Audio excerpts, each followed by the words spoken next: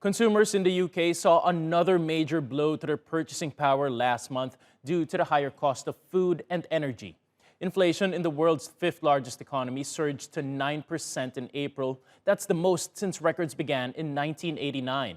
And it extends a stretch of multi-decade records for consumer price hikes in Britain amid rising post-pandemic demand and the crisis in Ukraine.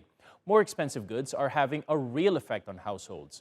According to a survey by Ipsos and Sky News this week, 1 in 4 Brits have resorted to skipping meals to make sure that their paychecks last till the end of the month.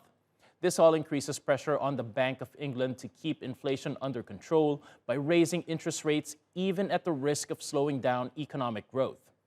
Now, for more on the story, let's go to David Madden. He's a market analyst at Equiti Capital in London. Welcome back to the program, David. Now, inflation already elevated, but has it peaked now, or do we expect more rapid price hikes in the months to come? Sadly, I foresee further increases to the consumer price index, the CPI rate.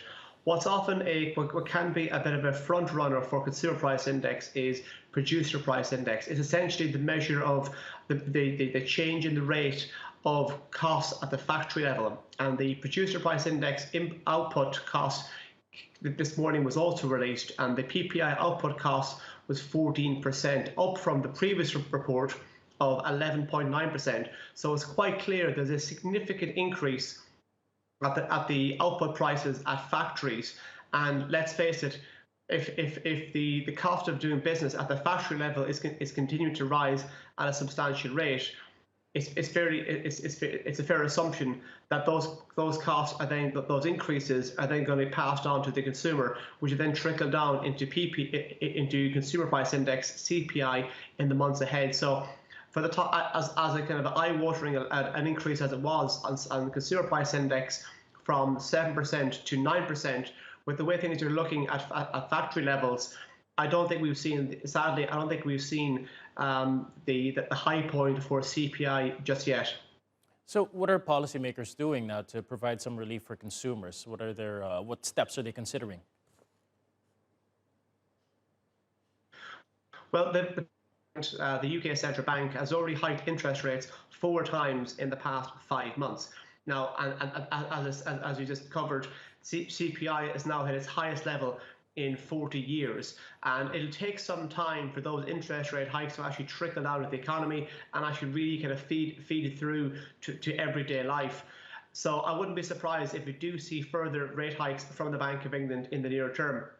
But one of the problems that the Bank of England is having, along with other central banks, is that traditionally central bankers have hiked interest rates as a way of intentionally dampening down demand. And if you do hike, if you increase the cost of borrowing, that will be the impact. But a very large portion of the reason why prices are increasing isn't because demand is exceptionally high. It's a lot of it to do with squeezed supply, be it supply chain issues post-pandemic.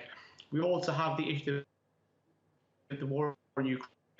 All these various different factors, a continued lockdown in Shanghai, China's largest city, all of these factors are probably the main reason why prices are rising. So the Bank of England has this kind of balancing act whereby it wants to be seen to be tackling inflation, and hiking interest rates will tackle it to only a certain extent. But the problem is, if the Bank of England hike rates too aggressively in the short term, they could end up actually weighing on the overall British economy and actually end up potentially almost cutting the legs out of any of the growth of the economy itself.